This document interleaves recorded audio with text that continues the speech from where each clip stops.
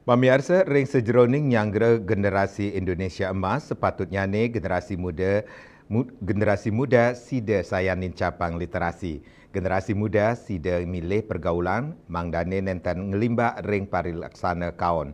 Pemargini ucap kekawitin saking Yusa Alit mangda sida nambakin akar radikalisme miwah kejahatan usia dini untuk nguatuang generasi tangguh.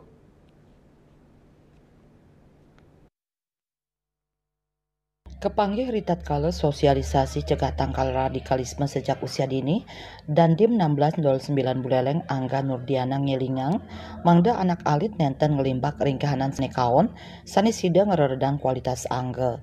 Napi malih ring alikan digital sekali mangkin ake sani positif puyadi negatif mangdani sida ketambakin saking pangruhan radikal.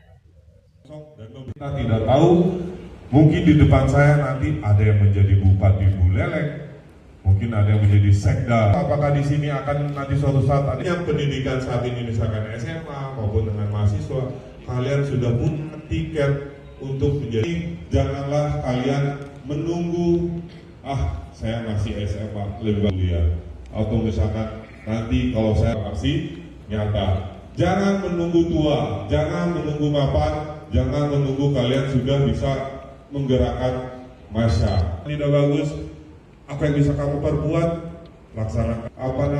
Lingkungan yang bisa kamu yang kecil, di saat kamu sudah besar, di saat kamu. Selanturnya nih Kadistikpora Buleleng Madi Astika Mausang, generasi muda ringgalahi sani cakirau, nuju generasi emas Indonesia, warse kali tali setiman, mejanten sida kekawitin saking mangkin. Song Indonesia Emas tahun 2045 tentunya akan harus dimulai dari sekarang.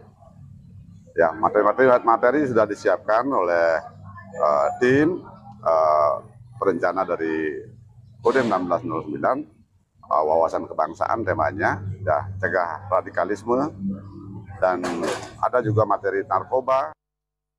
Ringgalah pungkuran pangruhan indik kebangsaan mepetitis radikalisme, narkoba, saha kenakalan remaja, patut kalimbakang becik majang generasi muda, tur meprekanti sareng bage-bage sani mepaiketan, mangde side nambakin radikalisme majang generasi muda.